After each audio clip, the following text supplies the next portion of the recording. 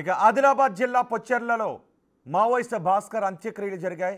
బీజాపూర్ ఎన్కౌంటర్లో మృతి చెందిన మావోయిస్ట్ అగ్రనేత భాస్కర్ మృతదేహంపై ఎర్ర జెండాను కప్పి నివాళులర్పించారు కాంగ్రెస్ పార్లమెంట్ ఇన్ఛార్జ్ ఆత్రం సుగుణక్క.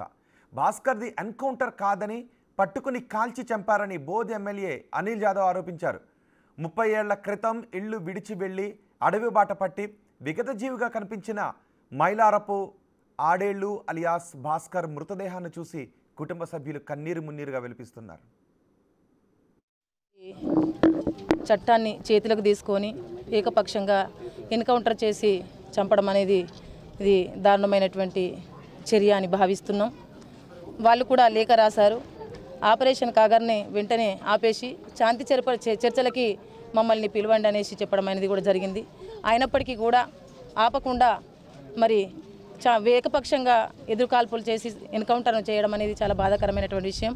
మేము ఒకటే కోరుకుంటున్నాం, దయచేసి మరి శాంతి చర్చలకు పిలిచి వాళ్ళ డిమాండ్స్ ఏవైతే ఉన్నాయో గత 50 సంవత్సరాల నుంచి పోరాటాలు చేస్తున్నారు. పేద ప్రజల పక్షాన ఉంటూ ప్రజల హక్కులు, ప్రజల రిజర్వేషన్, ప్రజల అభివృద్ధి కోరుకున్నటువంటి వాళ్ళు కాబట్టి వాళ్ళు కోరుకున్నటువంటి డిమాండ్ ఏదైతే ఉందో ఆ డిమాండ్ను చంపేయండి కదా, అది కదా మన లక్ష్యం. వాళ్ళ డిమాండ్ను చంపేస్తే బాగుంటుంది కానీ అప్పుడే వాళ్ళు జనజీవన సవంతిలో కలుస్తారు కదా, వాళ్ళు పోరాటం కూడా ఆపేస్తారు కదా. అది ఆలోచించకుండా ఈరోజు మరి అడవులో ఉన్నటువంటి ఖనిజాలను దోచుకొని ఆదాని అంబానీ చేతుల్లో పెట్టడానికే ఈ కుట్ర జరుగుతుందనేసి మేము భావిస్తున్నాం. వెంటనే కేంద్ర ప్రభుత్వం ఆపరేషన్ కగర్ని ఆపేసి వాళ్ళను శాంతి చర్చలకు పిలవాలనేసి మేము డిమాండ్